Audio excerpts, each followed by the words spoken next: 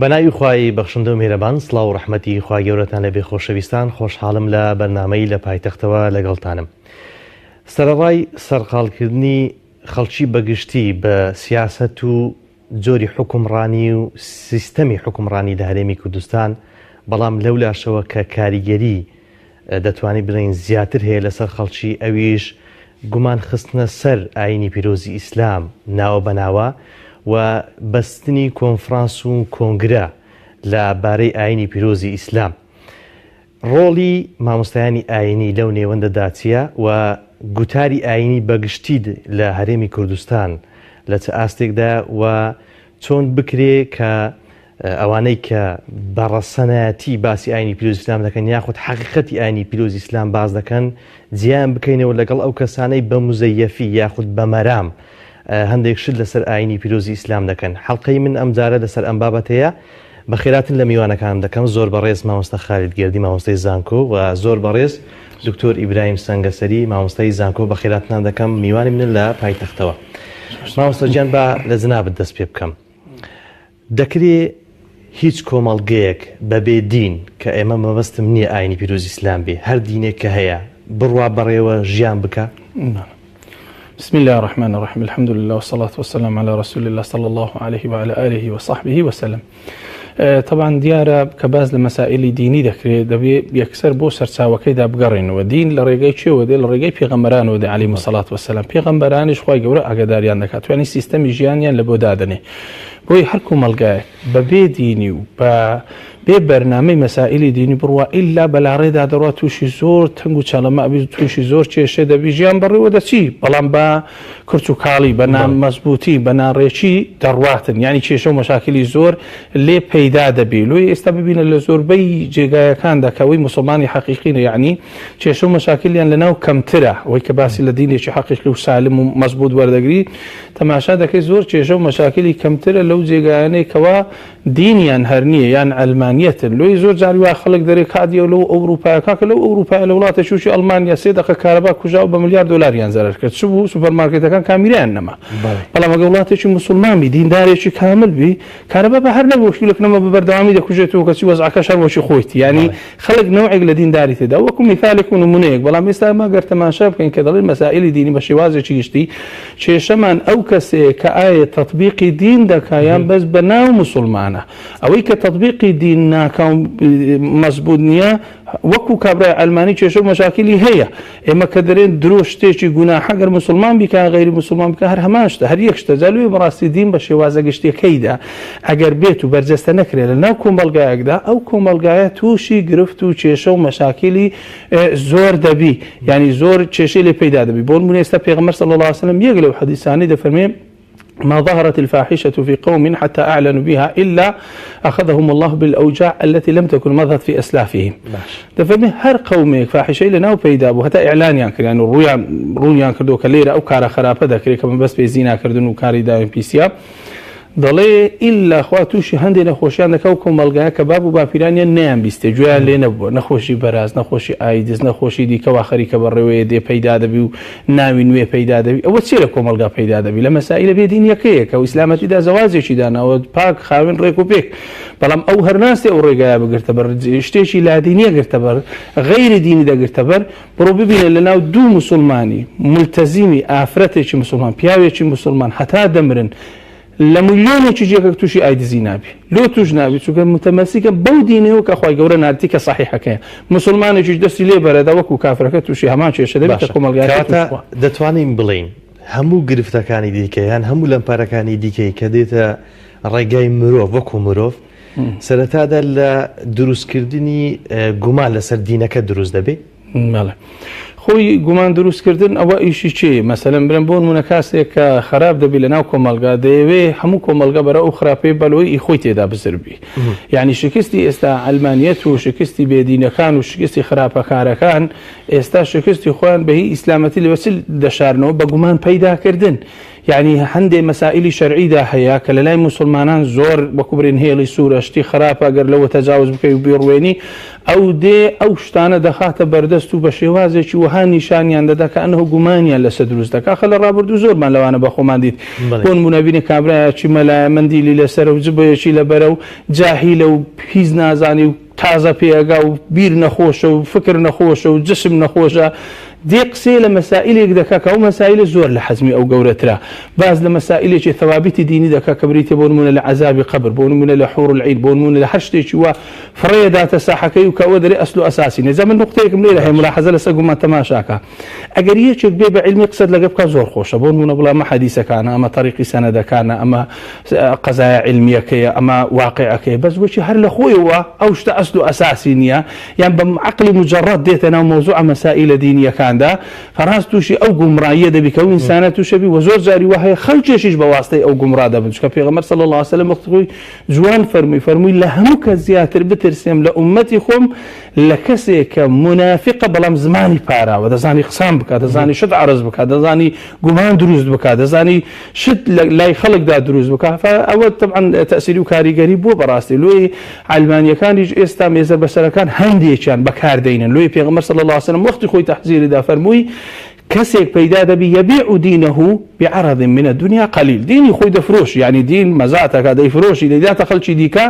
بە کەمێک لە دنیای ئەواندا دەیفرۆشی بۆیە ئەو عالمانەی وەختی خۆی تابع بە سوڵتە نەبووینە هەمووی هەتا ئێستاش لە تاریخی بە پاشی ماینەوە ئەوانەی کە تابع بە سوڵتە بووینەوە گومانی ئەوانیان قبول کردەوە خستیتیانە ناو خەڵکدا ئێستاش مێژوو نەفرینیان لێ دەکەن و خسترانە ناو زبڵدانی مێژوو بە زۆر وەچی زۆر خراپ و باز دەکرێن لەبەرەوەی داردەستی ئەو کەسانە بووینە کە لە پاڵی ئەواندا ئیشیان کردیە لەسەر مۆڵەتی جەنابەت دێمەوە خزمەت دواتر کاکتۆر دووبارە بەخێر بێ کەواتە ئێمە ئێستا دوو بەشمان هەیە کەسێک کە باڵین شارەزایی زۆر باشی لە ئاینی پیرۆزی ئیسلام نییە چۆن بزانێت کەسێک کە بە مزەیەف بە مەرام دەقێک دێنێتەوە جیا بکاتەوە لەو کەسانەی کە بە ڕوون و ڕاشکایی دینی پاک بۆ نمونە ئاینی پیرۆزی ئیسلام چۆنە ئاوامان پێ دەڵێ ئێمە چۆن جودای بکەینەوە بسم الله الرحمن الرحیم سەرەتا سپاس بۆ دەرفەتە سەڵاوی خوای گەورە لە ئێوە لە بینەران بابەتی چۆن خەڵکی ڕوبەڕووی ئەو گومانە بێتەوە بەڵێ چەند شتێک زۆر گرنگە چەند بنەمایەک زۆر گرنگە یەک کاروانی گومان و گومانچیەکان لە سەردەمی لەگەڵ دروستبوونی باوکە ئادەم عەلەیهی سەڵات وەسەلام هەتا ئێستا هەیە بۆیە ئیمامی شارستانی لە ئەلمیلەل وەنیحەلدا لە مقدمەی پێشوە بچێتە ناو بابەتەکە دوو فائیدە دێنێ فائیدەی سێم و چوارەم باسی ئەو بابەتە دەکا فائیدەی یەکەم دەڵێ هەرچی گومانە لە ناو مرۆڤەکان سەر هەڵدەدا دەگەڕێتەوە بۆ شەیطانی مەلعون نەفرەتی خوای لێ بۆی دەڵێ ئەوانەی ئەوڕۆ لە گومانی ئەوانەوە دیسان جارێکی تر سەردەگرن مەبەسی چییە؟ ئیعتیرازگرتن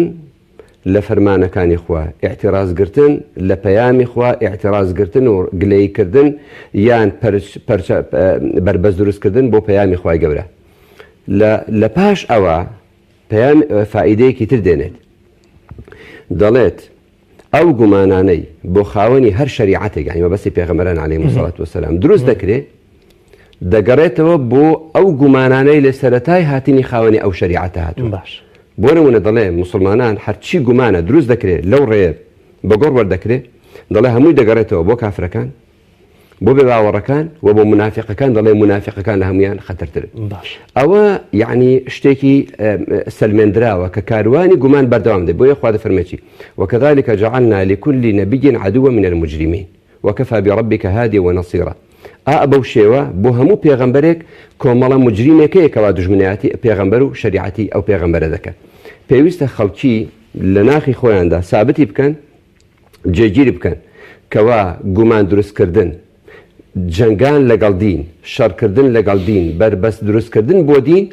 بەردەوامە بە جۆرێک لە جۆرەکان جاری وایە دەیکوژن جاری وایە پێغەمبەرەکە دەکوژن هەڵگرانی دەکوژن جاری وایە گومان دروست دەکەن بۆ دڵی خەڵکی خەڵک سادەکە بۆ نمونە لە ساتێکی وەکو ئێستادا چۆن بتوانین کاریگەری گوتارە ئاینیەکە بخەینەوە سەر ڕێڕەوی خۆی بە دروستکردنی بۆ نمونە بە بۆڵامدانەوەی بە هەمان شێوە کە زۆر جار کە گومان دروست دەکرێت بە شێوەی ئەگەن ناوی لێ بنێن زانستی چۆن وەڵام بدرێتەوە. بەشێکم پەیوەندی بە وەڵامی پرسیاری وەڵامە بۆ پرسیاری یەکەم. بەڵێ خەڵکی زۆر گرنگە ئەو خەڵکانەی کە مەگەر زانان و ڕۆچوون لە شەریعەت و شارەزان دەنا گوێ بۆ هەموو گومانێک شل نەکەن. بەڵێ گوێ بۆ هەموو گومانێک شل نەکەن، تەنها بۆچێ بگەڕنەوە بە لای زاناکان. ئەو وەڵامی پرسیاری دووەمتە. بۆیە خوای گەورە دەفەرمێ وكذلك نفصل الآيات ولتستبين سبيل المجرمين. بەو شێوە پەیامەکان ئێمە تەفسیل پێ دەدەین وەلیتەستەبینە زانایان ئەو تاءە بە دوو شێوە تەفسیریان کردو. هەندێکیان دەفەرمون وەلیتەستەبینە تاءەکە بۆ سەبیل المجرمین مؤنەثە دەگەڕێتەوە بۆ ئەوەی ڕێبازی مجریمەکان ڕوون بێتەوە بە پەیامی شەریعەت. هەندێکی تر دەفەرمون وەلیتەستەبینە گفتوگۆیە لەگەڵ پێغەمبەر و هەڵگرانی شەریعەتی پێغەمبەر صلی الله علیه وسلم کە زانایانن بۆ ئەوەی ئەوان پەیامەکە ڕوون بکەنەوە. بۆیە زۆر گرنگە خەڵکی زۆر گوێ خۆیان بۆ شل نەکەن. لێرەدا پەیامێکە بۆ زۆر هەندێک مامۆستا کە دەزانن زۆر توانایان نییە لە بابەتەکان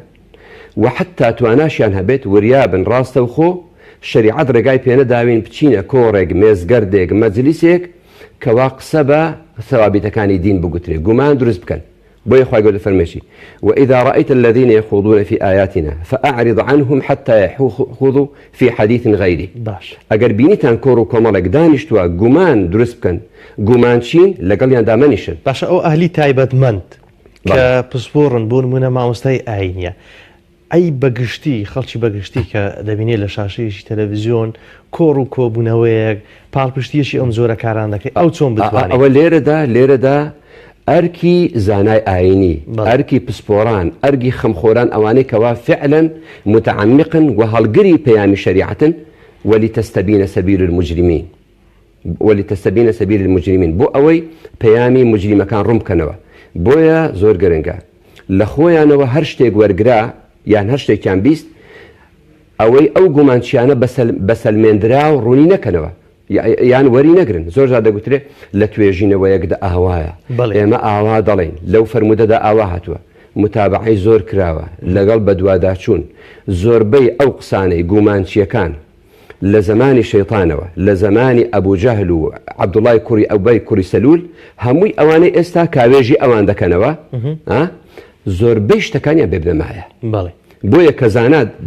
پێویستە خەڵکی گشتی بگەڕێتەوە لای زانایان. باشە مامۆستا من شتێکی ئاوام گوێ لێ بووە ڕەئی شەرع چییە؟ باشە بۆ نمونە زۆر جار کەسێک دانیشتۆ خۆی پسپۆڕە لە بابەتەکان و پێی وایە پسپۆڕە ئیمامی تەبەڕی لە بەرجی ئەوەندە وا دەڵێ کە دواتر یعنی ڕوون بۆتەوە یان بەڵگەمان هەیە کە دواتر دەچینە سەر چاوەکە ئەسڵەن بوونی نییە شتی وا هەیە؟ زۆر هەیە. بەڵێ زۆر هەیە. نەک ئەوە حتا ینی ئەگەر سیر بکەی شێخ عەبدوڵای کوڕی شێخ مستەفای نەقشبەندی ڕەحمەت لە خۆی لە بابی زانایەکی زۆر گەورەیە نەجیهانی ئیسلامی بەڵکو ئێمەش کورد مافمان بەو کەسە نەداوە. لە کتێبەکانیدا دووسێ جار ئاماژە بۆ ئەوە دەکات دەڵێ سەیری ڕۆژ ئاوا مەکەن. بۆیە من ئەو قسە دێنمەوە چونکە زۆربەی ئەو گومانچیەکان پشت بە ناوەندە مەرکەزیەکانی ئەوان دەبەستن. دەڵێ سەیری ڕۆژ ئاوا مەکەن کە باسی ئیسلام دەکەن وابزانن لە توێژینەوەیەکی زانستی هەڵقڵاوە. دەڵێ مەبدەئی ڕۆژ ئاوا بەرامبەر شەریعەت و بەرامبەر ئیسلام تەحریفکردن و بەلاڕێدابردنی حەقائیقەکانە. بۆیە مامۆستاکانیان بەو شێوەن یعنی بۆ نمونە جۆڵدسێر مستەشریقێکی مەجەریە ئەسڵ جوولەکەیە هاتۆ لە جیهانی ئیسلامیدا گەڕاوەتەوە زۆر گەڕاوە حتا چۆتە ئەزهەر بە فێڵ جوبە و عەبای ئەزهەریەکانی لەبەر کردووە. هەرچی مستەشریقە قوتابی ئەوە و ئەوان ئەو گومانچیانەی ئێستا قوتابی ئەوانن. یەکێک لەوانە گومان دێنێتەوە دەڵێ زوهری فرمودەی بە زمانی پێغەمبەرەوە هەڵبەستووە بۆ ئەوەی عەبدولمەلیکی کوڕی مەڕوان ڕازی بکات. شێخ مستەفە سوباعی ڕەحمەتی خوای لێبێ دەڵێت چوون بۆ ئەوروپا لەوێ جۆڵدسێر نەمابوو بەس قوتابێکی مابوو شاخت یەکێک لە دەتوانین بڵین نمرە دووی مستەشریقەکانە. دەڵێ گوتم باشە مامۆستا گەورەکەت ئاوای گوتووە گوتی مامۆستاکەم هەرچی دەڵێت هەموو توێژینەوەی زانستیە. گوتی باشە با پێت بڵێم. ئەو کاتێکەوە عەبدولمەلیکی کوڕی مەڕوان لە دیمەشق بووە زوهری ئەو کاتە تەمەنی بچووک بووە. بەڵکو پاش 7 ساڵ لە وەفاتی عەبدولمەلیکی کوڕی مەڕوان ئەو جار ئیمامی زوهری هاتوۆتە دیمەشق و لێ ملاقاتی لەگەڵ کوڕەکانی کردووە. گوتی کە ئەو قسەم کرد دەستی ئاوا مەشغوڵ بوو، یعنی وەکو بڵێ شڵەژا، گوتی ئاوایە؟ گوتم بەڵێ حەقیقەتەکان ئاوایە. بۆیە نەک ئەوانەی لە زانکۆ بەناوبانگەکانی ئەوروپان لە بواری زانستی تەکنەلۆجی، لە بواری زانستی پیشەسازی پێشکەوتن بە بنەمای زانستی وەلۆژیک و توێژینەوەی زانستی هەنگاودەنێن، بەڵام بۆ خۆشیان هەمویان نایدەن بە ئێمە. بەڵام لە بەرامبەر بنەماکانی شریعەتی ئیسلام بە ڕێگای ئەوەدا دەڕۆن شتەکان تەحریفکەن و بەلاڕێیاندا. دەگەڕێمەوە خزمەت مامۆستا. بێگومان گوتاری ئاینی هەر کورد نابێتەوە لە وتاری کە لە ڕۆژانی هەینی بۆ نمونە مامۆستایان دەیدێن. ئێستا چۆن بتوانین ئەو گوتارە ئاینیە ڕۆڵی خۆی بژێڕێتەوە لە کۆمەڵگادا، وەک ئەوەی کە لە پێشتر باسمان کرد هەموو گرفتەکانی دیکە لەوێەوە سەرچاوە دەکەن کە گوتارە ئاینیەکە بە شێوەی خۆی یان وەکو جاران ناگات. طبعا خۆی گەورە کە دەفەرمێ وەقل لەهم فی ئەنفوسیهم قەولا بەلیغا، هەندێک لە زانایان کە پێناسەی دەکەن ئەو قسەیە بریتێ لەوەی قسەیەکی کاریگەر بکە، خۆی قسەی کاریگەر کو دروستە بی. ئەمن ئێستا لەگە ڕێزم لە بۆ ئەو کەسانەی کە برێن خەتیبم و خۆم یەکێکم لەو کەسانە بڵێم مطالعەیان کەمە، دیراسەی نوێیان کەمە، زۆر جاری وایە کە ئەو گوتارە کاریگەری و تەسیری نەما هۆکاری ئەوەیە خەلفیەتی ئەو مامۆستایە بەقەت ئەو خوێندماندی ناکە کە ئەوەندە خەڵکی هەفتەی جارێ خەڵک دێن لۆی کۆ دەبن و گوێی لێ ڕابگرن. ئەحداسی هەفتەی پێ نییە، لە هەفتەی ڕابردوو شتێک ڕوویدایە ئەو لە عالەمی گوێی لێ دەبی لە پاشی خوتبەی دەڵێن مامۆستا لەو باست نەکرد. ئەوانە هەمووی خەلەلن، هۆکارن لە خاتری ئەو کەسە. ئێستا تو تەماشا خوتبەکانی پێغەمبەر کە صلی الله علیه و سلم هەر حەدەتێک ڕوویدایە کە جومعە نهاتیە فەرموویتی بیلال بڕۆ خەڵکم لۆ کۆکەوە بڵێ وەرن لە مزگەوتێ. واستیان پێ کردو گوتیانە ئافرەتێک دزی کردووە نابی دەستی بەڕێ لە بەنی مەخزومیەکانە فەرمیتی خەڵک کۆبنەوە لە مزگەوتێ، حەستی بە خەتەرەکە کردیا فەورەن قسەی لێ کردیا. یعنی حتا مەجالی پێنەدا و بگەوتە وەختی جمعەش لۆی قسەکە کاریگەری بی حەدەسەکە نوێبی لە بەرچاو بی کە قسەی لێ دەکرد. یعنی ئێستا جاری وحی ئەوان ئاگاداری ئەوانن. بۆی ئێستا ئەو خەتیبانی کە کاریگەری قسەیان لەسەر هەیە بڕۆ تەماشا بکە هەر هەموو مطالعە و متابعەیەکی کاملی هەیە. ئەوە لە ڕووی بڵێن مامۆستاکەوە، لە ڕووی ئەو کەسانی کە داژەنیشن زۆر جاری وهەیە گومانی زۆر بەسیط عرضەکرێ کابرا لەو گۆڕ بە بەسیترین گومان تەسیری لێ دەکات. لۆ چیە لە بەروی لە دینەکەی خۆی باش شارەزانیە. یعنی ئەوەش یەکێکە لە خەلەکان کە پێغەمبەر صلی الله علیه و سلم فەرمێت طلب العلم فریضة على كل مسلم، لەوەی بچی علمێک پەیدا کە گومانی ئەو کەسانە کاریگەری و تەسیری بەسەریانەوە نەبی، یان کە شتێک بە عەقڵ ڕەتەکەنەوە یان بە واقع ڕەتی دەکەنەوە یان جاری وهەیە بە جانیبی علمی ڕەتی دەکەنەوە. خستا من ئەو حەدیثێک بەخیندەوە تەماشا دەکەم ڕەتی دەکاتەوە دەرێ پێغەمبەر صلی الله علیه و سلم کە فەرمانی کرد کە نانت خوارد پەنجەی خۆت بلێسەوە، دەڵێ وە لەگە زەوقی ئینسان نایە شتێکی زۆر ناشین نەکوە بێشتی وا بکە. ئێستا علمیان ئیسپات بە سەری پەنجەی ئینسان مادەیەکی تێدا هەزمی ناو مەعیدەی ئاسان دەکە. تۆ جاهوی لە بێت بگەینی بڵێ کاکە ئەوە شتەکەی کە بە دیار کەتی خۆ علاقی بە زەوق و سەلیم و ئەوانەوە نییە، ئینەما علاقی بە شتێکی کە وحیە مادام قسەکە هی پێغەمبەر بوو صلی الله علیه و سلم ئەگەر ئەو ڕۆشتی لێ بە دیار نەکەوی لە دوا ڕۆژ ئەکید دەگەڕێنەوە سەر ئەو خەزانە. جا لێ بەڕاستی مە دەبێت میکانیزمێکمان هەبی لۆ کاریگەرکردن. جا کاریگەرکردن ئێستا چی؟ ئێستا ڕاستە بڵێن بۆ نمونە ئەعلام گەلە زۆر بووە، خەڵک مۆبایل کەوتیتە ناو دەستی و لایڤەکاتەوە و خەڵکی دیکە شت دەنووسی و شتی دەڵێ و سەرچاوەکان دیار نێن. بەڵام ئێمە وەکو موسڵمان کەمتر بە ئەدای واجبی خۆمان هەردەستین بەڕاستی لە بەرامبەر فەیسبوک و ئیعلام و لە بەرامبەر تەلەڤیزیۆن و میدیا و ئەو شتانە کەم کەسێک نەبی کە خەمخۆری ئەو دینەی خۆیان لێ ناکەن بە صاحب. جاری وایە لە بەرەوەی کێشیان لۆ دروست نەبی، لە بەرەوەی مەشاکلیان لۆ دروست نەبیان مواجهە نەکەن یان مواجهکردنەکەیان پێ جانیبی خۆی پێ ضعیفە زۆر بە قووەت نیە لێ ناتوانی وە بکە. ئەگەنە زۆر لەو شتانێک ئێستا و گومانانەی دەڵێن هەر بە خودی خۆی بەس قسەکەی بگەڕێنەوە سەرچاوە ئەسلیەکەی خۆی داوە نییە، یعنی تەزیفەکە و ناڕێچەکەی قسەکە کە وانە بە دیار دەکەوێت. جالوێ بەڕاستی ئێمە ئیعادە نەزێرێکمان هەیە لەوەی کە بە خۆمان دابچینەوە جارێک بگەڕێنەوە. زۆر ساکە دەگەڕێمەوە خزمەت مامۆستا گیان. بەردەوام لەسەر ئەوەی بە تایبەتی ئەو بەشەی لە گوتاری ئاینی هەیە کە وتاری هەینی مامۆستایانە. ئێستا جەناب دێشێک لەوانەیە کە وتاری هەینی تێ زۆر جار ئەو مسلمانانێک کە لە بەردەستی ئەو مامۆستا بەڕێزان باز لەوە دەکەن کە گوتاری ئاینی وتارەکەی زۆر بەهێز بوو، بەڵام دەبینین ڕەنگە کاریگەریەکەی ئەوەندە نەبێ. یعنی ئەمە هۆکاری بۆچی دەگەڕێتەوە؟ خۆی یعنی هۆکارە کاک دکتۆر باسی کرد بەشێک یعنی لاوازی ئەو کەسێک کەوا بابەتەکە ئامادە دەکات و عەرزی دەکات. بەڵێ لە ڕاستیدا ینی ئەمانەتێکی شەرعی زۆر گەورەیە. خۆی گەورە لەسەر شانی زانایان و بەتابەتی وتاربێژان لە ڕۆژی جمعەیە داناوە باش کاریگەری وتاری هەینی کاریگەرێکی زۆرە زۆر ئەگەر ئێمە تەسەوەر بکەین ئومەتی ئیسلام بەبێ وتاری هەینی دەبۆ چۆن ئینحرافی کردووە کام وتارە دەڵێ زۆر لاوازە بەڵێ بەڵام بێگومان چەند ئامۆژگارێکی تێدایە خەڵک بە شێوازێکی گشتی وەری دەگری بۆیە هەتا ئێستاش ئەو شتێکەوە زۆر ئومەت کەمەرکێش دەکات بۆ لای دین لە ڕاستیدا بریتێ لە وتاری ئاینی ئەنجا ئەگەر مامۆستا بە ئەرکی خۆی هەڵنەسی تاوانێکی زۆر گەورە دەکات باش کەوتێکمان لەوە هەیە بۆ منە لە هەرێمی کوردستان کەمکردنەوەی ڕۆڵی وتاری هەینی بەنمونێ ئەوەی لە قالبدانی بابەتەکان بەنمونێ ئەوەی دوورخستنەوەی بەشێک لە وتار خوێنان کە کاریگەریان هەبووە لەگەڵ ڕێزم هێنانە پێشەوەی بەشێکی کە ئەسڵەن لە بۆ بابەت یان لە بۆ سەرمین بەر ناشێن ئەوش کاریگەری هەن نەبوو لە وتاری ئاینی سەمن بە ئەمانەت قسە بکە من چەند ساڵە وتاربێژم بەڵێ هەتا ئێستا هیچ یعنی شتێک تەوجیهێک بۆ من نەهاتوە بڵێ بەو شێوە بڵێ بەو شێوە نەڵێ هەندێک جار ینی ناونیشان تەڕح دەکرێت ناونیشانەکان ئەگە زانیمان گونجاوە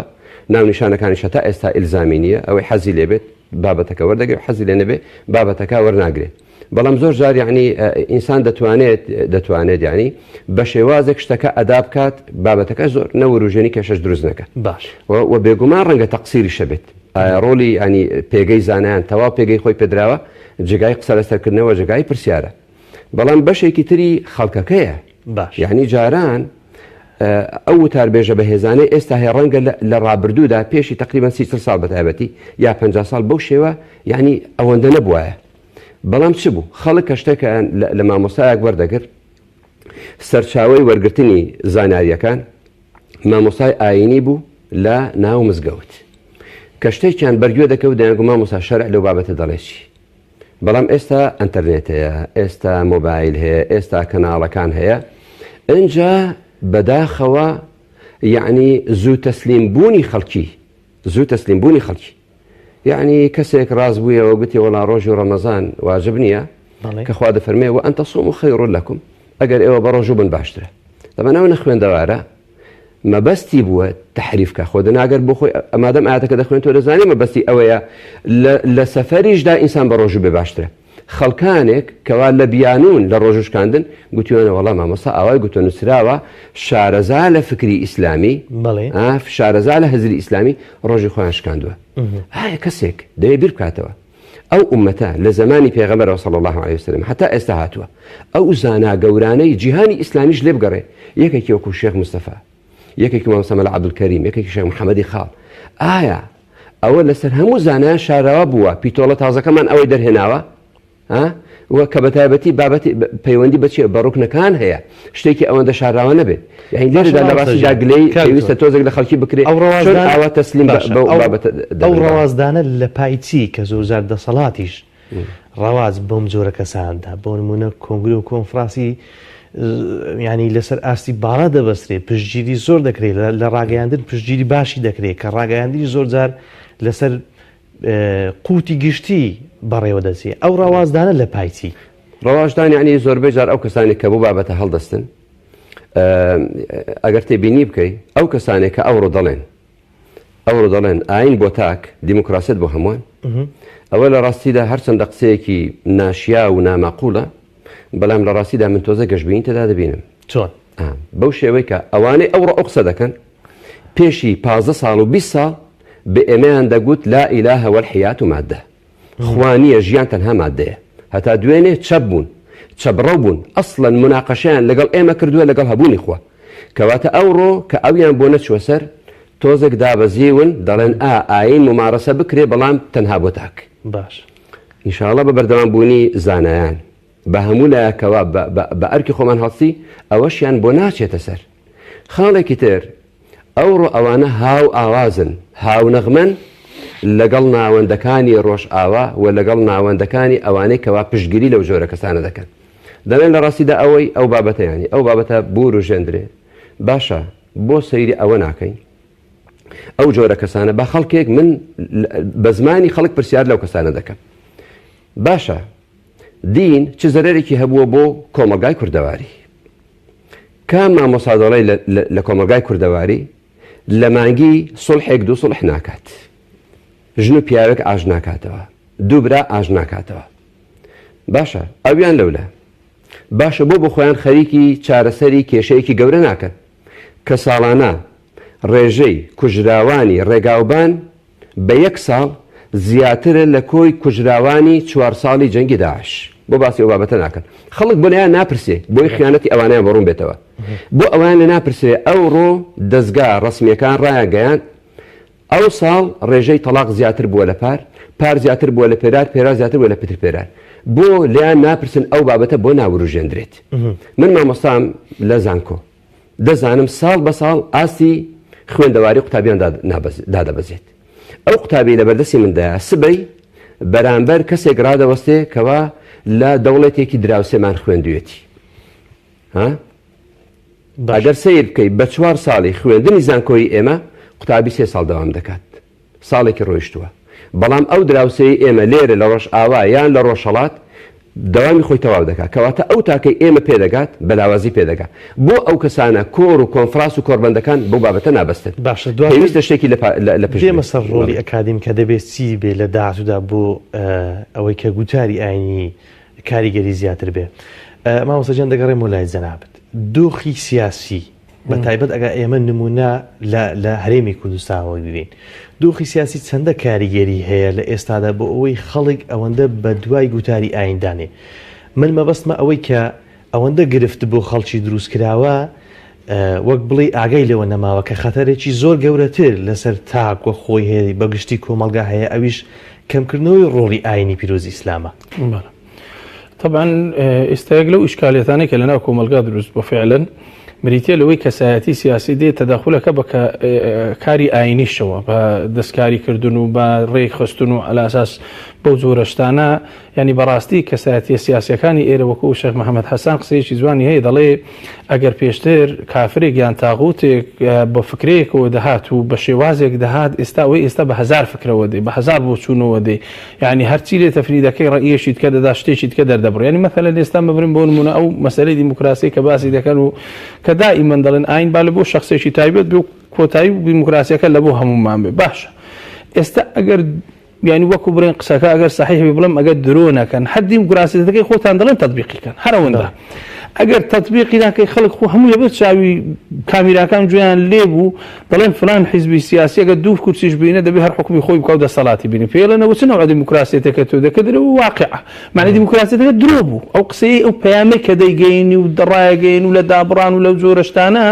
دەیڵی ئەسل و ئەساسی نییە ئەوە مجەڕەدی یعنی خۆڵکردنە چاوی خەڵکە خۆ چاوبەرگەی خەڵکی بانگەشەکەی کە دیموکراسی بۆ هەمان ئەوەش نەبووە ڕاست نییە خۆی ئەو دیموکراسیەتێک کە دەیڕێ ڕاستە بینن دەسەڵات دەستی دەسەڵات بکەن ئێستا بۆن بوون من حەزۆر بە ڕاشکاوانە کە قسە بکەم هەردوو بنەماڵەکە لە دەسەڵاتە چ هەمیان ئامادەیە دەسەڵات بداتە دەست کەسێک حتا لە حیزبەکەی خۆی لە هەموو وڵاتی دیموکراسی دنیاوە ئەمریکا 7 سەرۆکپێکەوە لە تەنیژێک ڕاوەستا بوون کە هەمیان لە ژیان داما بوون دەستی دەسەڵاتیان کرد و داویان لە دەستێکتر دەڵێ لۆ دەرە من وڵاتێکی دیموکراسیم دەتوش درۆی مەکە ڕاستکە لەگە مڵەتەکەی خۆت بینە دەسەڵاتەکە بدە دەست کەسێکی دیکە ئیلا دەوی فلانبی بابی مت کوڕی بێتە جێ کوڕی مت کوڕی بێتە جێ کاکە بڕێوە هێرقەلیەوە و جمهوریەتەوە ئەوە نایەکیت کەی لێنێ باشترە بەس خەڵک چاواشە مەکە ئێستا من دەڵێم مسلمانم دیندارم ئەوەندی پێم بکرێت دەتوانم دابی ئیسلامەتەکەی خۆم تەطبیقەکەم ئەو کە دەڵێ دیموکراسیش دیموکراسی نە دیکتاتۆریە نەوعەکە لە دیکتاتۆریەت سەلماندیتی و چەسپاندیتی بەسەر خەڵکدا کە دەبێ بۆ مەسارەدا بڕۆن ناوەکی دیکەشی لە خۆی نایە یعنی ڕووکەشەکەی شتێکە و ناوڕۆکەکەی شتێکی دیکەیە بۆی بەڕاستی ئێستا ئەو ڕۆکە سیاست تەدەخولی کردە سەر هەموو ماڵەکان شوێنەکان جێگاکە حتا مەسائلی دینیشە بەو شێوەدا گرتیتەوە کە دێن تەشقەرە بە مەسائلی دینی دەکەت و مادەم کابرایەکی سیاسی تەدەخولی ئیشی مەسائلی دینی مەکە علاقەت بە مەسائلی دینی خەڵکدا نەبی یعنی بێی تەعن لە خەڵک بدەی لولا ئیسلامەوە حلال کرا لولەوە حرام کرد تۆ سەرت لێ دەرناسی تۆ ئەهلی ئەوەنی هەتا ئاەتێک دەخینەوە 3 جاران غەڵەت دەکەی زمانت نایگری ئاەتەکە کووە بە شێوازێک دیە تۆ ئاەت بە غەڵەت بخینەوە دوایی دەتوانی تەفسیری لە بۆ بکەیت جالۆ بەڕاستی ئەو شێوازەی ئێستا کە برن ئەو ڕۆکە کەسایەتی سیاسی زۆر جاری وایە کە تەداخل بە مەسائلی دینی دەکا یان کەسی دیندار کە زۆر جار وێت تەداخل بە زۆر لە مەسائلی سیاسی دەکا و دەستەخواری زۆر جار وێ یعنی پێچەوانە دەبیتەوە یعنی دەبێ ئەو کەسە شتێکی لێ بزانی بەڵام بەو شێوازە نا ئێستاکە کە برن هاتیتە ناو کۆمەلگا و ئەو دیموکراسیەتێک کە لێمە کردیتە دار و بەربەس ئێمە لە واقعدا نایبینن لە چ وڵاتێکدا هەیە لە دیموکراسیەتا بڵێ معاشی خەڵک بخۆ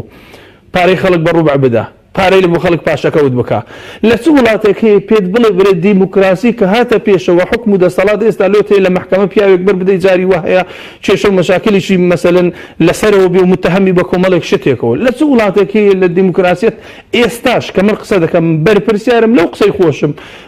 ئاسایش هەندێک جێگا هەیە قاتیلەکە ناتوانانی بچی وەری بگری ناتوانانی بچی وەری بگری يعني أو دەسەڵاتی پێ نەدرایە لە ژوانێک لەو لایە یان ئیش لەو لایەدا ئەوە چ نوع دیموکراسیەتێکە دەیکەن کاکە تەوافقت لە بینی خۆتان نابکەن ئەو دیموکراسیەتێک کە دەیڵێن با ڕاست بی با ڕێک و پێک بی با جوان بی بتوانن ڕووی جوانی ئەو شتێک کە هەندێکی تێیدا هەیە طبعا لە هەموو بۆچوونێک فکرەیەک شتێکی جوان هەیە هەندێک سمبولی جوان هەیە ئەو جوانیە نیشانی خەڵک دەن ئەوانە هەر لە ڕابردوو ئەوەی کە نیشانیاندا بریتی وە لە کوشتن و لە گرتن و لە شەڕکردن و لە مەشاکل و لە دوو ئیدارەی و لەو جۆرە شتانە لۆی ئێستا خەڵک حەقی پێیان بڕ پڕ بە دەنجی هاوار کە بڵێ کاکە و دیموکراسیەتی دەیڵێن ڕاست نییە خیلافە و درۆیە مامۆستا ئەو لایەنەی بەرامبەر بیر و بۆچوونی لایەنی مەسەرەن ئەوەی کە لایەنی ئاینی پیرۆزی ئیسلامە قوبوڵیانە جەنابەت فکرەیەکت هەیە لەگەڵی دابنیشی و تەرحیکەی و بیر و بۆچوونت ئاڵ و گۆڕ بکەی کە زۆر جار ئەوان بە پێی لێکۆڵینەوە و قسەیوان دیموکراسیەکە ڕێدەدا ئایا بووە دابنیشی لەگەڵی گفتوگۆی ڕێبەت و دەدا کە بە ئازادەن ئەوەی هەتا بڵاوی بکەیەوە ڕێم نادا ئێستا باشترین دلیل ئێستا من لۆ لەسە مینبەر لاکەتیمە نازانم لۆ لاکەتیمە ئەگە کەفاەتم لێ کاکە بە من گۆتان خوێندنت تەواو نەبوو مەسەلەن باشەوە تەواو دکتۆرام تەواو کردی ئێستاکە هەندێک لەو جارانەی کە خەڵک هاتیە لە جێی من خوتبەدا ناوەی ئێستاکە جاهیلێک بۆ بەنسبەت ئێمە تێگەی دەیهینی دەی لێ دەسەپێنی کە بتەوە حیواری لەگە بکە ئێستا من بە خۆم نازانم لەسەر چ لە خوتبەی لادرایمە لە عمرە بوویمە لە سەفەری عمرە بوویمە کتابێکم نواتێت تۆ لاکەتی لۆ دیراست مایە خوێندنەوە دەی خوێندنم تەواو کرد بردوومەتەوە جاوێت و نابی خۆت بێ نەکەر من زۆر خەڵکی دیکەش ئەوەی کە دەڵێن دیموکراسی دەڵێن کە خەڵک با بە ئازادی قسان بکە ئەگەر قسەیەکم خلاف هەیە محکەمە هەیە سوڵتە هەیە دەسەڵات هەیە توانی ئەو کەسە محاکەمە بکەی لۆ خەڵکیش ڕوون بیت و بڵێ کاکە ئەو کابرا ئەو جەریمەی کرد ئەو قسەی کرد ئەو تەشیرەی کرد لۆی ئەمە دامان بە محکەمە و لاماندا لە مینبەرەکە بەس ناکرێت و بە جوملە و بە کۆمەڵەوە خەڵک لا بدەی و خەڵک دەربەدەرکەی و مینبەرەکانیان لێ بستین و دوای بڵێ ئەمە دیموکراسی ئێستا جوانترین شت نمونە بینە تەماشایکە کە ئێستا مەوزوعی شەفافیت چەند جار ئێمە هەر لە خۆیانەوە لە خۆیان لە ئەفرادی خۆیانەوە هەم لە زۆنی زەرد و هەم لە زۆنی سەوز تەماشاکە ئەفرادی خۆیان دێ دەڵێ کاکە ئەو گەندەڵیانە هەیە داومە بە محکەمە تەماشاکەن قسەی لەسەر بکەن کەچی هیچ گۆڕانکاریەک ڕوونادا کەچی بەرپرسەکەی کە ئیشەکەی کردێک کە گەندەڵە هیچ قسان ناکە ئەوجا خۆی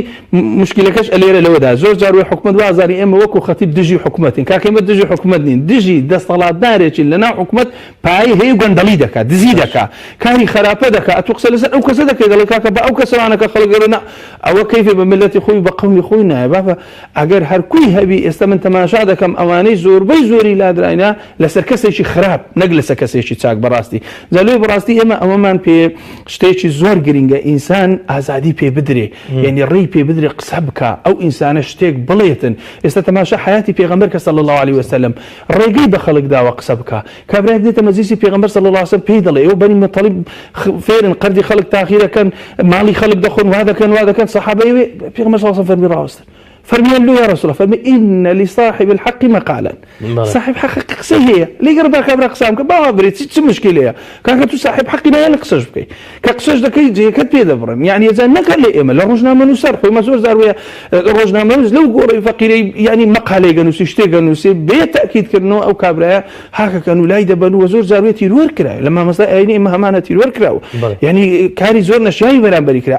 أوانا ديمقراطية أجر أوا ديمقراطية كيستا أوي ئەوان باسی دەکەن خەڵک تف و لعنەتی لێ دەکەن باش دەگەڕێمەوە ڕاوەستەجیان باست کرد کە ئەوان لەسەر ئەو مەبدەئی پێشووتریش هاتوونەتە خوارەوە بۆ نمونە باس کرد کە پێشتر گفتوگۆ مناقەشە لە نێوان ئێوە و ئەوان هەبوو لەسەر ئەوەیە بڕوایان بەوەنە بەو کەخوا هەیە ئێستا دێن پایەک هاتوونەتە خواردە دەتوانین بڵێن کاریگەری گوتارە ئاینەکە هەرماوە بەوەی ئەوان مەرتەبەی دیکەش بێنە خوارێ بە نمونەی ئەوەی خۆ لە ڕۆژ ئاوا حکمی ئیسلامیش نییە بەڵام هەموو ئامارەکان ساڵانە دەری دەخەن کە ڕێژەی ئەوانەی دێنە ناو ئاینی ئیسلام لە بەرزبوونەوەدایە ڕاست خۆی چوە تاری ئاینی بێن هەر طبیعەتی دینی ئیسلام هێزی لە ناو خۆیدایە یعنی حقیقەتی خەڵکی لە هێزی خۆیدایە بەڵام هێزی ئیسلام لە حقیقەتی خۆیدایە دینێکی ڕاستە بۆیە چ ئەگەر سەیری ئەوە بکەیت ئیستیعماری کۆن واستعماری ئەو جارش لە پاژنەوەتەکانەوەی جۆرێک لە ئیستعمار هاتووە تەسەوور دەکرا دین زۆر پاشەکشە بکات کچی مزگەوتەکان قەرەباڵغ دەبن ئەوە جۆرێک لە گومانچیەکانی تووشی هستریا کردو ئەوە خاڵێکی تر لە ئەوروپا و لە ڕۆژ ئاوا و لە غەیری ڕۆژ ئاواش ڕێژەی موسڵمان بوون زیاد دەکات پێویستە ئەو پرسیارە لە خۆیان بکەن بە دوای وەکو دەڵێ ئەوەی بابردوو نەکەون خاڵێکی تر جۆری ئەو کەسانی کە دەبنە موسڵمان کابرایەک هەتا سەر ئێسقان دژی ئیسلام بوو خەریکی نووسینێک بوو دژی پێغەمبەر صلی الله عليه وسلم خەریکی قورئان بە دواداچوونی هەڵەکانی قورئان بوو لە کۆتاییدا موسڵمان دەبێت بەڵام ئەو جۆرە کەسانەی کەوا ناو لە خۆیان دەنێن مەلا مێزەرێکی تەزویر دەخەنە سەیری خۆیان یا شارەزا لە هیزری ئیسلامی ڕاز ناکەن ناوێرن حەقیقەتی ڕووی خۆیان وەکو خۆیان پێشان بدەن بزارە ئەو جۆرە کەسانە ئاستیان چۆنە و ئەرزشیان لەناو کۆمەڵگا چۆنە ئەو خەڵکانەی لە ڕۆژ ئاواش بەرەو موسڵمان دێن جۆری ئەو دوو کەسانە مقارنە بکەی بڵێ ئەوەی ئێوە بە قیمەتێکی زۆر کریتان ئێمە بە فلسێکی قەڵبیش نامانەوێتەوە تازە بەڵام بڕۆ سەیری ئەو جۆرە کەسانە کەوات پەیوەدی دەکەن بە ئیسلام لە قەناعەتی خۆیان جوانیەکانی ئیسلام دەخوێنەوە ئەو هەموو تەشویهە دروست کرا گومان و لێڵاوی دروست کرا ئیسلام دینێکی تۆریۆریستە ئەی بۆ ئێستاش خەڵکی زیاتر بەرەو ئیسلام باشە با من ئەو بکەمە پرسیار لە پێشتریشدا هەر وتراوە کە ئەگەر بێت و ئاشتی لە شوێنێک هەبێ ئەوە ئاینی پیرۆز ئیسلام 2000 و ئەوانەی پەیڕەوانی لە قازانزدان بەڵام هەر کاتێک گروپێک لە ژێر ناو ناونیشان کە ڕەنگە بەدەستی دەرەشی دروستکرا ئەوە زەرەری زیاتر یاخود برین ئەوەی کە زەرەری یەکەمە هەر ئاینی پیرۆزی ئیسلامە بە نمونە ئەوەی کە لە هەر شوێنێک ئاشتی هەبێ ئاینی پیرۆزی ئیسلام زیاتر بەرەوی پێدەرێ و پەیڕەوانی لە زیاد بووندان ئەوە لە ئێستادا دروستە بە هەمان شێوە بە موسڵمانەکان دەگوترێ مفسید بەخۆیان دەڵێن مصلح بەڵێ کەچی حەقیقەتەکەش پێچەوانەیە دیارە کێ مصلحە دیارە کێ مفسیدە دیارە کێ بە دڕەوشتی بڵاو دەکاتەوە هەمووشت نابێ بڵاو بکرێتەوە هەمووشت ناگوتری لە هەموو شوێنێک دنا ئەو ئامارە ترسناکیانەی لە بابەتی دارمانی ڕەوشتەیە زۆر ترسناک یعنی ترسناک بەخشن بەڵێ زۆر ترسێنەرن دارمانی گەنجان خیانەتی ئەخلاقی مەحاریم کە شتێکی زۆر ترسناکە ئاماژەی کوشتنی خزمان یەکتری پیاو خێزانی خۆی دەکوژێ خێزان پیاوی خۆی دەکوژێ کوڕ بابی خۆی دەکوژێ باب کوڕی خۆی دەکوژێ ئەگەر دڵسۆزی ئەو کوردن ئەگەر دڵسۆزی ئەو خاک و نیشتیمانن بۆنیان ئەو بابەتە بروژێن باش ئەوە چی لێ بەرپرسیارە خۆ زۆر زار ڕەنگە بڵێن گوتاری ئاینی کە ئەوان ناوی لێ دەنێن زۆر زار بەتون و تیژی بڵاو دەکرێتەوە پیان وایە ئەوە ئەو کەسانە لێ بەرپرسیارن یاخود لە بەرامبەردا ئەوانە بەرپرسیارن کە ڕۆڵی خۆیان بۆ من لە سیاست و لە حکومەک ئەوەی مامۆستا گوتی ناجێڕن دێن لەسەر هەموو بابەتی قسە دەکەن ئێستا ئەوان تۆمەتەکە ڕوبەڕووی ئەو لایەنە دەکەنەوە کە گوتاری ئاینی لە ژێر دەستیانە بەداخەوە ئەوەی کە من سەیری دەکەم یعنی لە کوردستاندا دەگوزارێت هەندێک مەسئولی ڕسمی هەیە کە ئاگایان لە واقعەکانە دەرێک بە هەندێک شتی خەتەر دەکەن و لە شوێنی خۆشیدا دەرکێنن بەڵام زۆر جار ڕەنگە وەکو یعنی مراعاتکردنی ئەوروپا ئەوانە بێ ناتوانن ئەوانە بێدەنکەن ئەوانەی خەریکی ئەو کۆڕ و کۆنفرانسە بێواتە و بێمەعنا و بەتاڵانەیە دەنا پێشی 2 هەفتە بەڕێزێک هات لە گوتەبێژی پۆلیسی کوردستان وەزارەتی ناوخۆ لە کۆلێژی ئێمە قسەی کرد گوتی من هاتبووم داوا لە ئێوە بکەم چونکە وتاربێژتان تێدایە لە کۆلێژ و مامۆستا هەمووتان ئەوەی پسپۆریتان شریعەتی ئیسلامە قوتابیەکانتان دەبنە وتاربێژ ئێمە ئینتیزاری ڕۆڵی ئێوە دەکەن ژمارە و داتای زۆر ترسناکەی بۆ دەرمانی ئەخلاق بۆ زوربوونی تاوانەکان ئەگەر ینی ئەو جۆرە کەسانە بدوێنی ئەوان بۆ خۆشیان هەز بە بەرپرسیاری دەکەن لە زۆر ناوچە هەیە تلیاک فرۆشتن مادە هۆشبەرەکان ئەوەندە زیاد بووە هەندێک مەسئولیش ناتوانن دەستی بۆ ببەن گومان دەکرێت هەندێک شوێن مەعمەلی تێدا دروست ببێت ئەگەر تلیاک یان حەشیشە کەسێک بە 10 ساڵ بکوژێت ئێستا جۆرە حەبێک ڕەواژی پێدەدرێ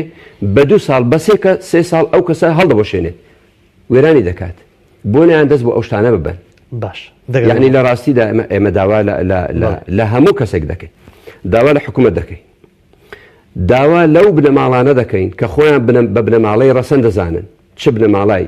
شێخەکان بن شێخانی طریقەت ئەو بنەماڵانەی کەوا یعنی ڕسۆڵەکێکی درێژیان لە زانستی شەرعیدا هەیە حتى ئەو بنەماڵانەی کەوا یعنی خەڵکی بەڕێزن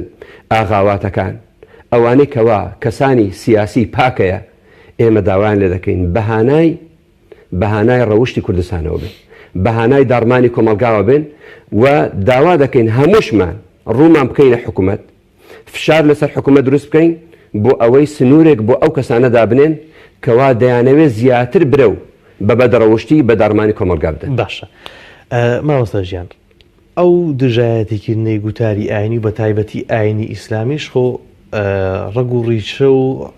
ینی لە مێژینەی هەیە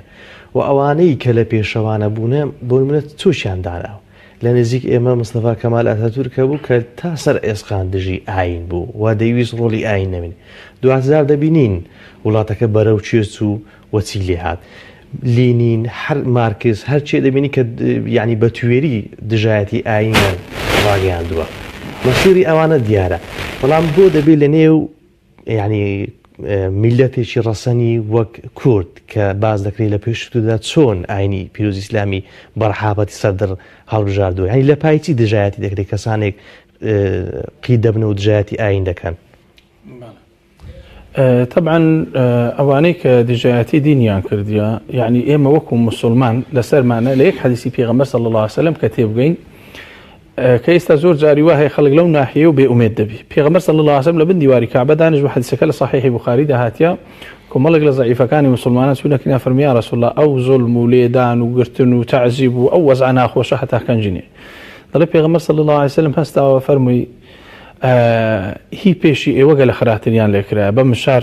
کردراینە دوو کرد بە شەی ئاسن گۆشتیان لێکراوە هێشتیان بە دیار دێخسترا و دەمارەکانیان یەک لێ دەکردنەوە فەرمووی ما يصده ذلك عن دينه لدينك نيد جراوة أما دب الشهيد بلا بيناخوا وكل الروايات تراتي يقول موت في طاعة الله خير من حياة في معصية الله فرمي ولكنكم قوم تستعجلون بس إيه قوم يكن بلدك يعني هندي خلق استفليتي لو علمانية زولنا وبس من زور زاروا أو عبارة ظلم من زاروا مسلمان توشي حسادته بدي كافر خوال الدنياش عذاب دال لقيامة فريد هذا جهنمي لدنيا بيغمبر صلى الله عليه وسلم ولو كردينه وثاني يا رسول الله لو وزع هذا جي لو كافر لو خوش دا فرمي أما ترضى أن تكون لهم الدنيا ولا أنا الآخرة زور زاروا ما توشي معاناة بين الدنيا توشي ناخوشي من أيوة صراع بين حق باطل صراع بين شيطان ورحمن يعني أودو حرية كم منهجه شيء وشوينه شيء وجيجاية شيء وبرنامج شيء ديكاتنا تبته عزيز النبي است أو ده صلاة داره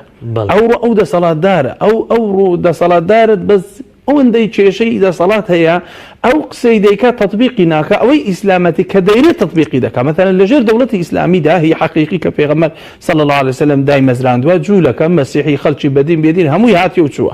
بدليل يوي بيغمبر صلى الله عليه وسلم آخر وفاتي قرداري كبرايش جولة كبوة يعني قد شوفا كان مسلمان قردينا ده يعني إيه تعاملنا لجر خلق ده بشوازي شيء أساسية زور طبيعية لجر دولة إسلامتي ده هم خلشي ده بحويته كبيكوجيان أصلي آيني بيروز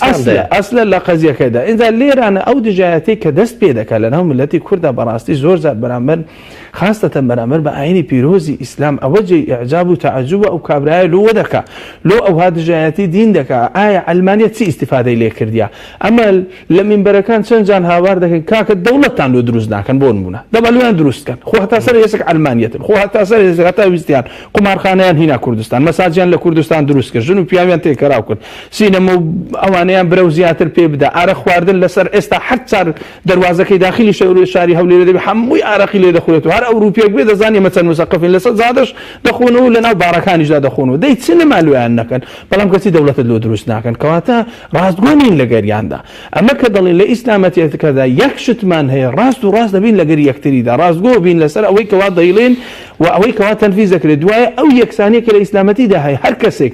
دزيب كحكم شيء هي لو جوروجس كهم وجوا رشبيس وسبي فيسبوك ويجوا جورتين ده صلاة دار نزلتين بيد الصلاة هم يك حكمي هي أويك يستعمل الجواني لإسلامتي همانة براستي لأنه ألمانيا ده وجودينية أو ده يهمني خوي بس البيني بتنشتيش جماناي بتنشتيش ناشرين آخر كخوارج بيدا ولا دولة إسلامتي ده إسلامتي هز ناشرين نكر خويا ناشرين كر خويا الرجال نكر زلام يعني كوش جني عندك كوش يعني خراب بكار هناني الصلاة عشان لما تقيق لبردستي ذهبوا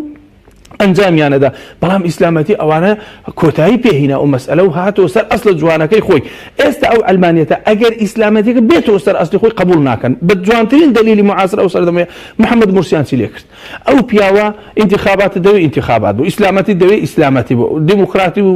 شتە دەوێ ئەو بوو هەرچی لۆ لە دەسەڵاتدایان برد يعني لولا دەسەڵات ئەو پیاوە لا دەبن پیاوێکی حافظ قورآن دیندار بە هەموو میکانیزمێکی دیموکراسی و غیر دیموکراسی ئەو پیاوە هات بۆ سەر حکم و دەسەڵات کەچی هەندێک مۆزیقاژەرەکانی ئێرە لە کوردستان تەئیدیان دەکرد کە مرسی مستحق لا ببردرێ لەبەر چی لا ببردرێ یعنی دەسەڵاتی تو ئێستا ئەحەقترە لا ببردرێ یان هی مرسی لا ببردرێ ئەو هەموو گەندەڵی و ناشەفافی ئەو هەمیشە قۆڕی دەکەی ئەتو ئەولاتر بوو لا ببردرێ نەک ئەو پیاوە ئەو پیاوە بەدەنگدانی خەڵک هات بۆ سەر حکم چیان بەسەر هینە ئێستا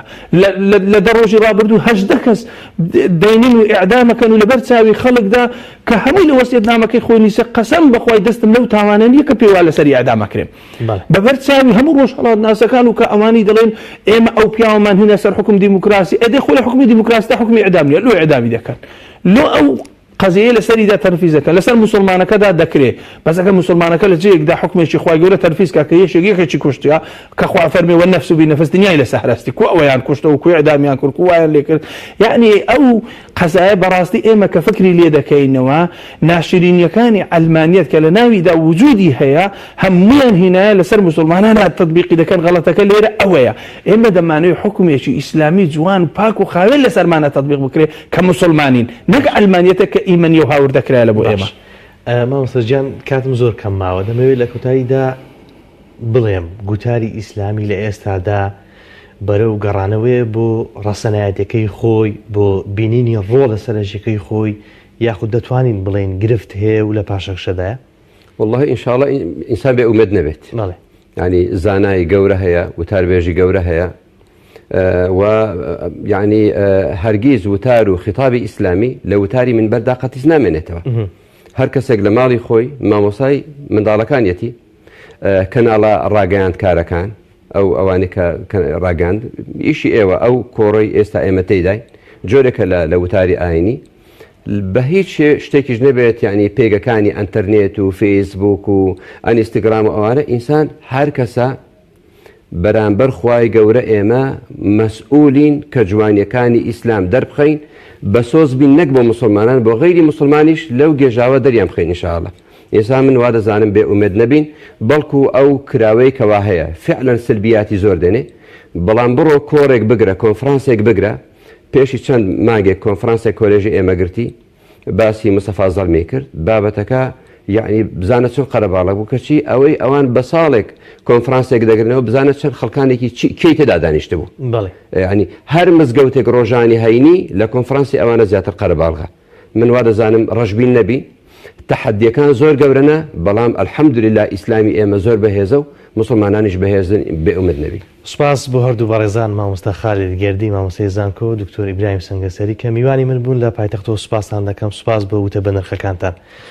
سوپاس بۆ ئێوە خۆشەویستان سوپاس بۆ هاوکارانم تا بەرنامەیەشتر بەخوای گەورەتان دەسپێرم خواتان لەگەڵ